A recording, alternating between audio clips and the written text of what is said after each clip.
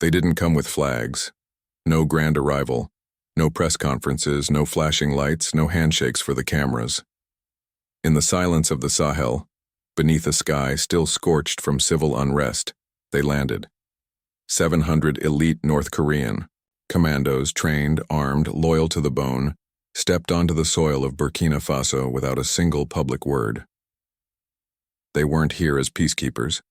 They weren't wearing the blue helmets of the UN or the smug emblems of Western-led partnerships. They came for one reason: to protect a man who'd become a target for defying the old order. President Ibrahim Traoré wasn't just fighting political opposition. He was surviving an undeclared war. Weeks before the world even noticed, intelligence networks were buzzing. Encrypted messages between foreign agents and rogue Burkina Faso officers had been intercepted. 2 attempted coups in 6 months, a command post nearly seized. And through it all, Traoré had been holding the line, with knives at his back and his supposed allies watching silently from the wings. This wasn't about democracy.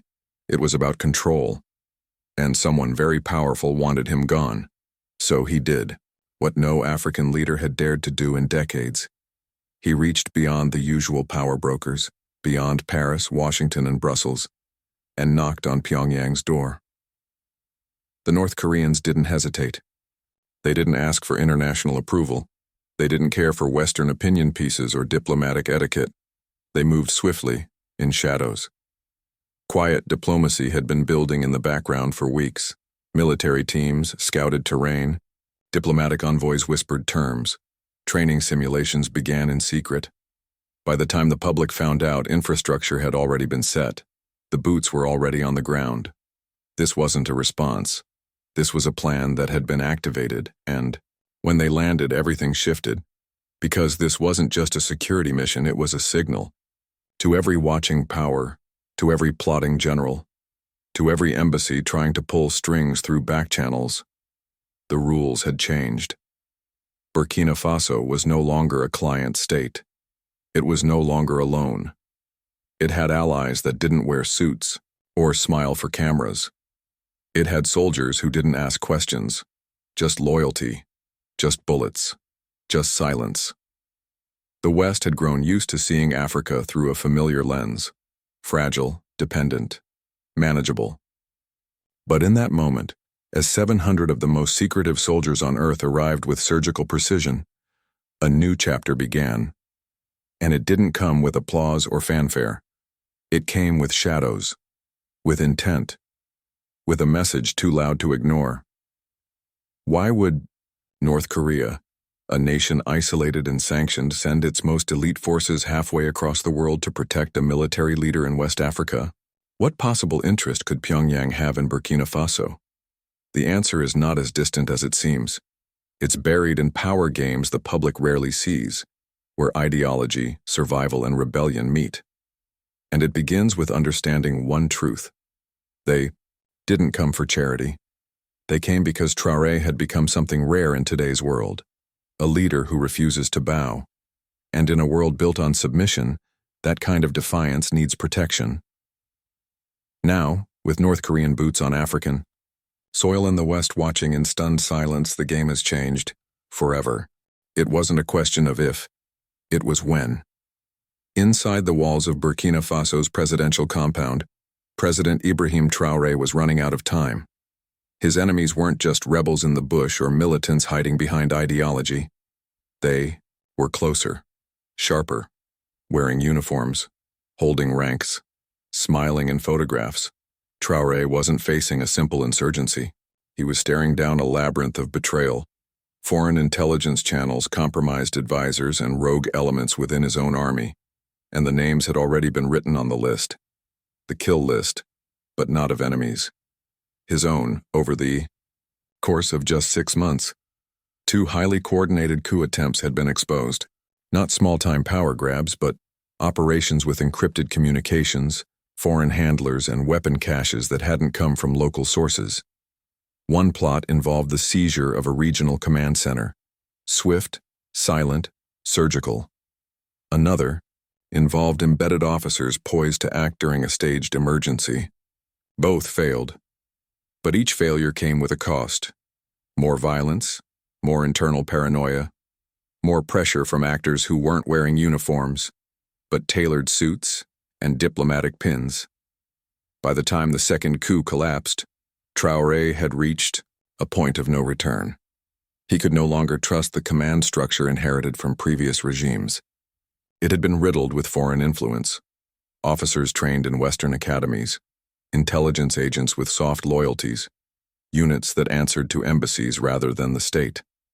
A quiet war was being waged not on the streets, but in meeting rooms within secure messaging apps and behind layers of plausible deniability. Traoré needed a solution that didn't exist within the conventional playbook. Russia was already on the ground. Through Wagner-linked military advisors and arms shipments, Moscow had begun filling the vacuum left by retreating French forces in Mali, the Central African Republic, and now Burkina Faso. But even as Russia's presence grew, it wasn't enough.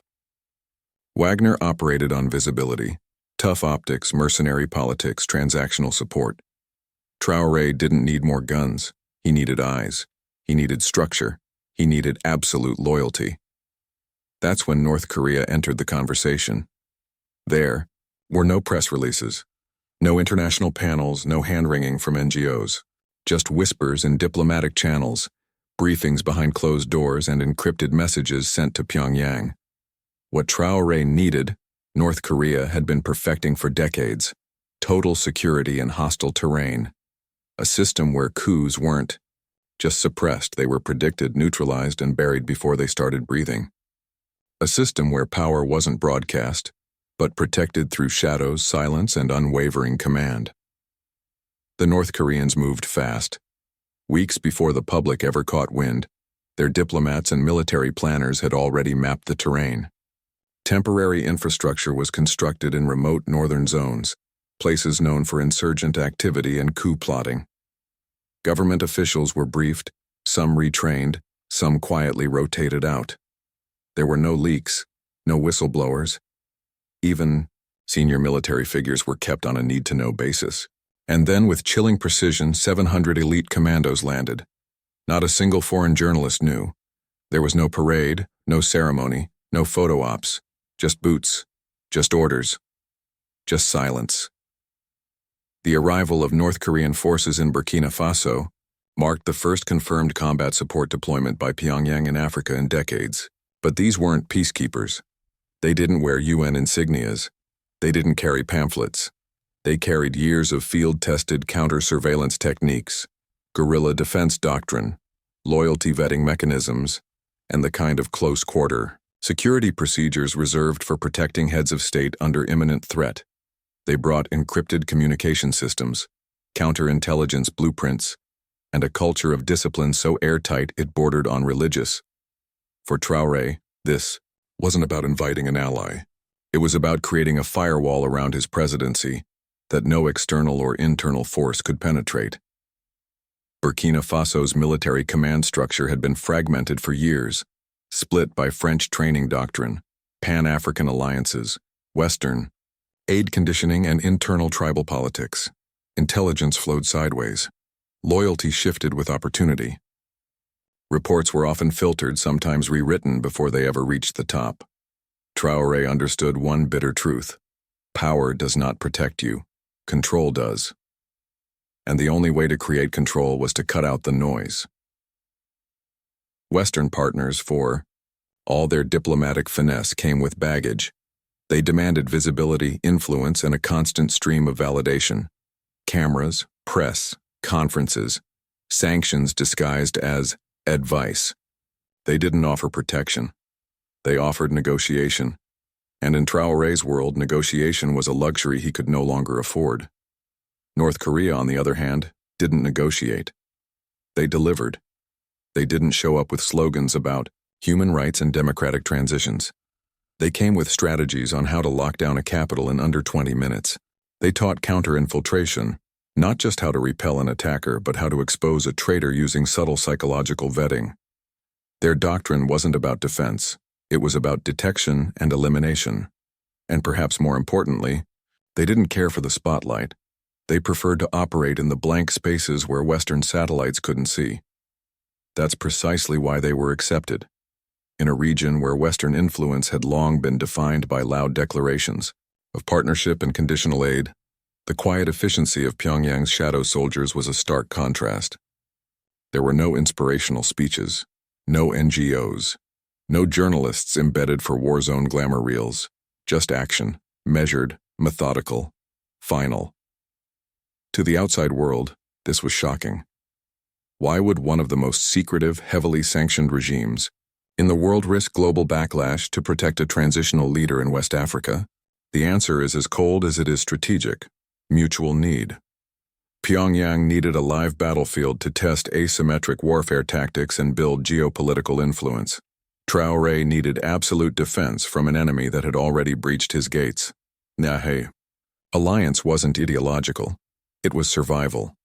Two isolated entities, one a regime boxed out by the West, the other a president boxed in by it, found common ground in the most unlikely of places: silence, discipline, resistance. And that silence speaks louder than words. Because while the West debated aid packages, ECOWAS resolutions and IMF metrics, Traoré was rewriting the blueprint of African state defense, in real time, with foreign hands that didn't need a photo in the newspaper to justify their presence. For the first time in decades, Burkina Faso wasn't reacting to threats, it was anticipating them. And for those still trying to understand why 700 North Korean commandos landed under the cover of dusk without a single camera flash, understand this: they weren't sent to be seen. They were sent to make sure Traoré still could be. Burkina Faso was never just a country to Pyongyang. It was a rare opportunity. A living, breathing test site where North Korea could finally stretch the full weight of its internal security doctrine, outside the blinding gaze of American satellites, outside UN restrictions and far beyond the familiar chessboard of East Asia. In the heart of West Africa, a space had opened. And North Korea didn't just step in. They started building. This wasn't about short-term protection. This was about architecture, a system within a system, a second layer of command, loyalty, surveillance, and force, crafted from the shadows and installed in real time. Burkina Faso had become the lab, the proving ground, the black site of new doctrine. Pyongyang's strategy was never about traditional battlefield victories. Its real weapon has always been control, of information, of loyalty, of the environment itself. For decades, that model remained tightly sealed inside North Korean borders. But for the first time in modern history, a leader had invited them to replicate it on foreign soil. And that leader was Traoré. He wasn't looking for advisors.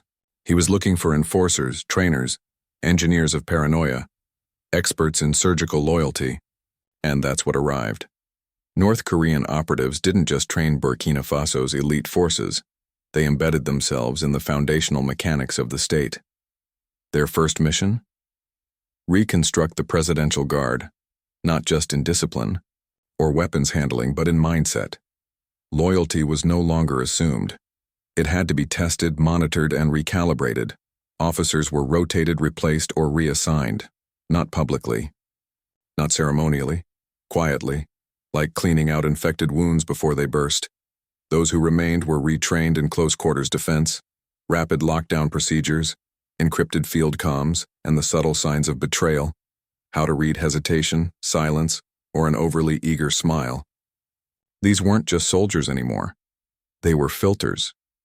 Sentinels trained to sense disloyalty before it became treason. And while the capital began to shift, something more secretive unfolded just beyond its edges.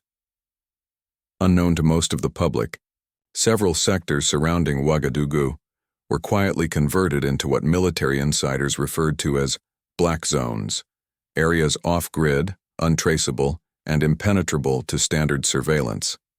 These regions, nestled just outside the capital and deep in Burkina Faso's insurgent-plagued north, became the new heart of operations. North Korean commandos headquartered there, alongside elite Burkinabe teams, established modular bases, mobile command centers, and multi-layered surveillance rings. These weren't camps, they were laboratories. Here, asymmetric warfare was rehearsed, under real conditions. Drones were tested against dense jungle canopies. Insurgent communication intercepts were analyzed in real time. And loyalty drills were run not in theory, but during live operations. For Pyongyang, this was invaluable.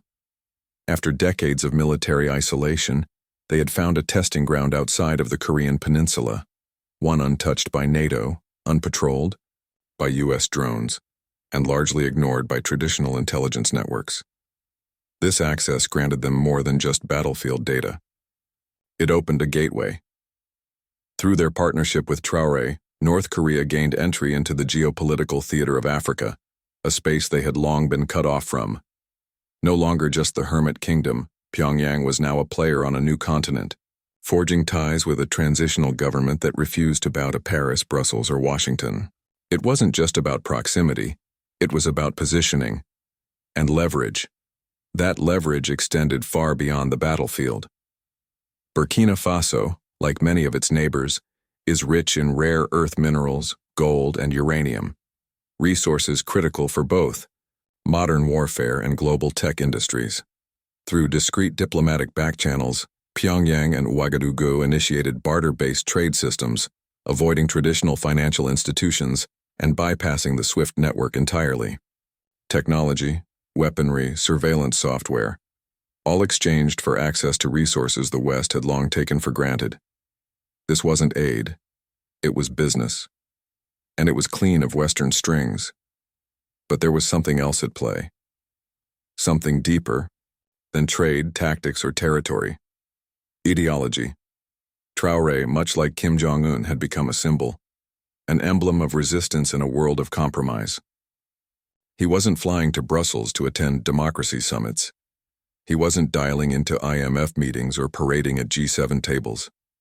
He was rejecting them all, not just in policy, but in posture. And Pyongyang noticed. For North Korea, a leader like Traoré represented more than just an ally. He was validation. A man who, like them, had chosen defiance over diplomacy, survival over submission. That kind of leader is rare in the global South, a region where Western influence is often enforced with loans, troops, and training programs, designed more to track than to teach. In Traoré, North Korea saw a reflection of its own worldview. Isolated? Yes, but never apologetic. Their alliance wasn't one of desperation. It was one of shared intent, a pact between two political outcasts who refused to play by inherited rules. And in that alignment, something powerful emerged. A blueprint. Burkina Faso, once seen as a fragile state under endless foreign dependency, was quietly becoming the template for a new kind of sovereignty. One engineered not by elections or NGOs, but by absolute internal control. The system wasn't flashy, it wasn't democratic, but it was effective. Infiltrators were identified and removed before they could organize. Intelligence was centralized. Command chains were restructured to report directly to the presidency, cutting out foreign-trained intermediaries. And military morale, previously fractured by tribal divides and Western funding cycles, was hardening around a single doctrine: loyalty or exit. The West didn't see this coming, because it didn't come with speeches, it came with systems. Every time a North Korean operative saluted a Burkinabe commander, it sent a signal to the rest of the region. Africa no longer needs permission to secure itself. Every time a gold shipment was traded for encrypted military tech, it chipped away at a Western-dominated trade order. And every time Traoré refused to compromise, it set a precedent for leaders in Mali, Niger, and beyond.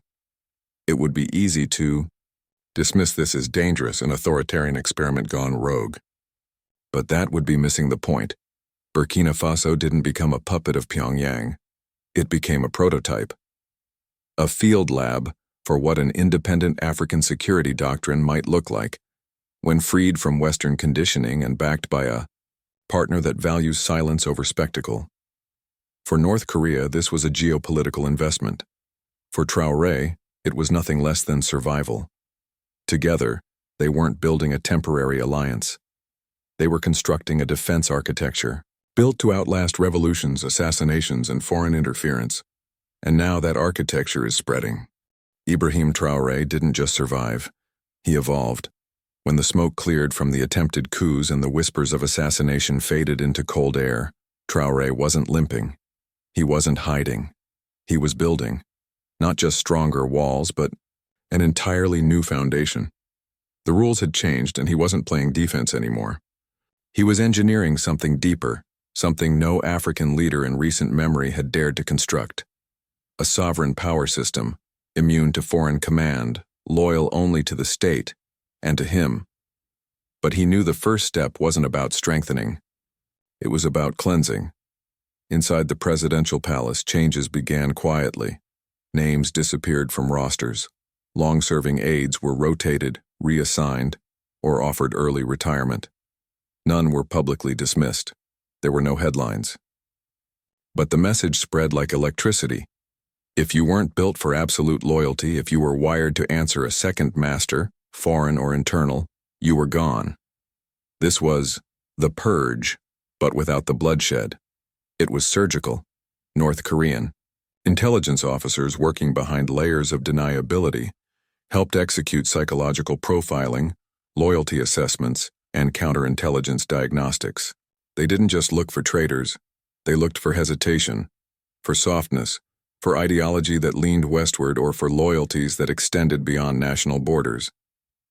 The criteria were simple: total allegiance or total exclusion. And from there, the real transformation began. Traoré rebuilt the presidential guard from the ground up. These weren't the same soldiers that once posed for Western diplomats or trained under French supervision. These were men and women reconditioned under a different doctrine, one modeled after Pyongyang's most secretive protection units.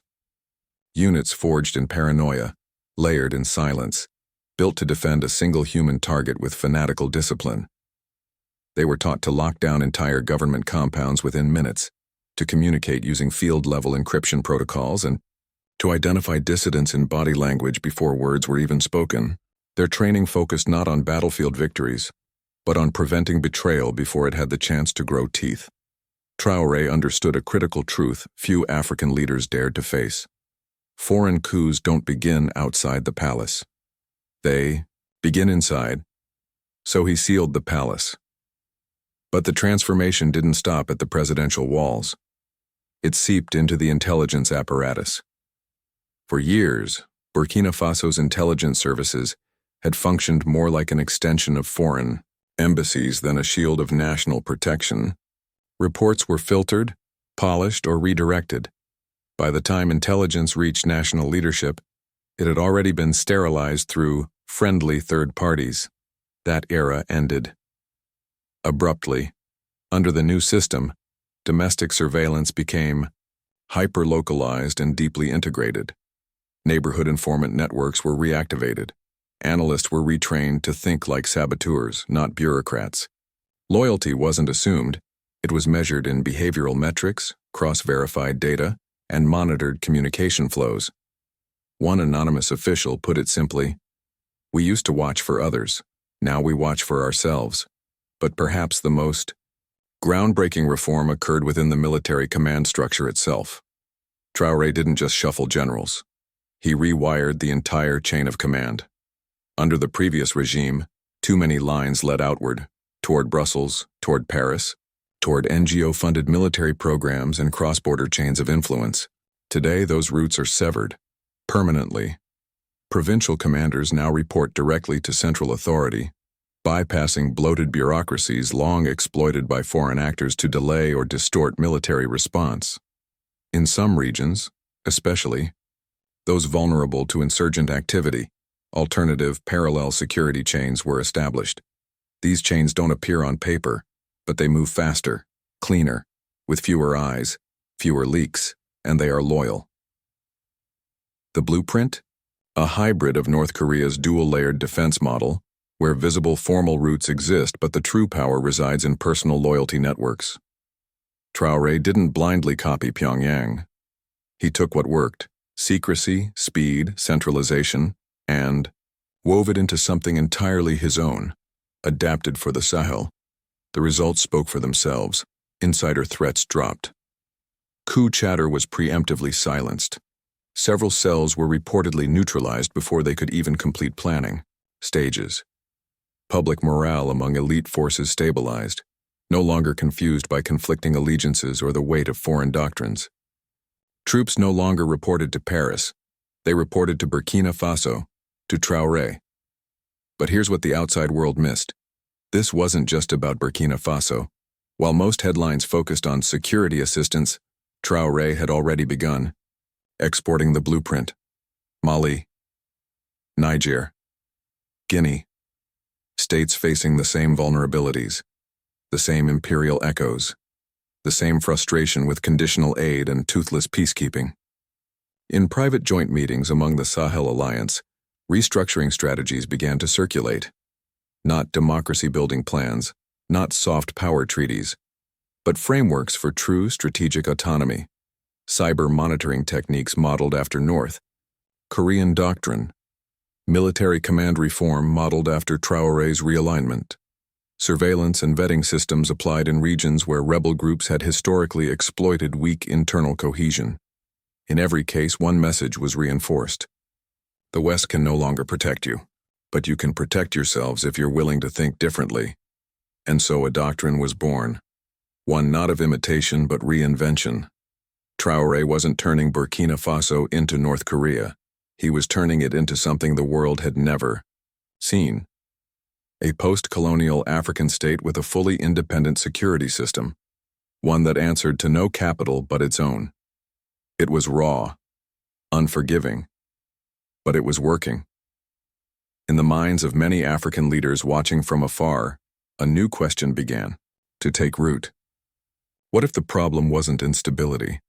What if the real disease was dependency, and Burkina Faso had simply found the cure? This model isn't about transparency. It's about survival. And for a continent long manipulated by carrot and stick, diplomacy survival is the first step toward freedom.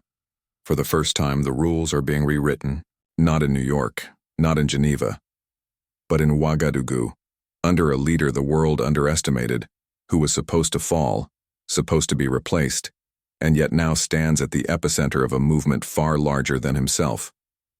Troy didn't just dodge a bullet, he built a shield big enough for others. They called it temporary, an experiment, a desperate move by a cornered state. But what happened in Burkina Faso wasn't a glitch in the global order, it was a prototype.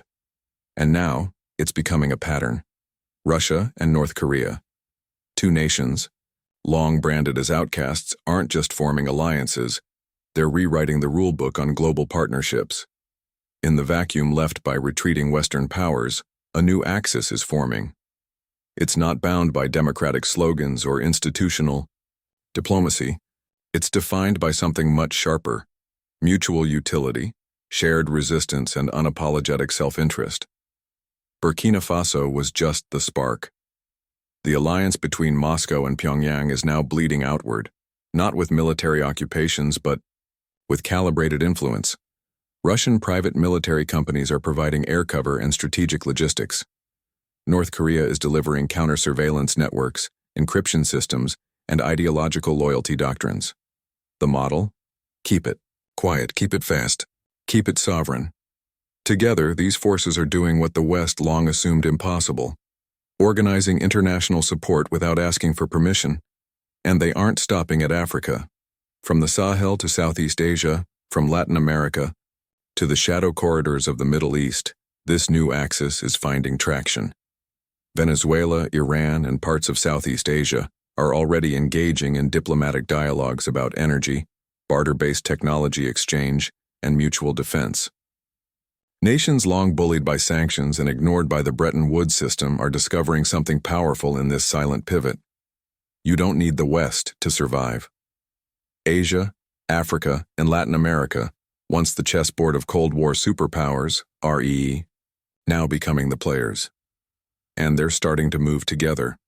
In this new reality, traditional leverage points are collapsing. It's no longer about IMF loans or G7 summits. It's about peer-to-peer resilience.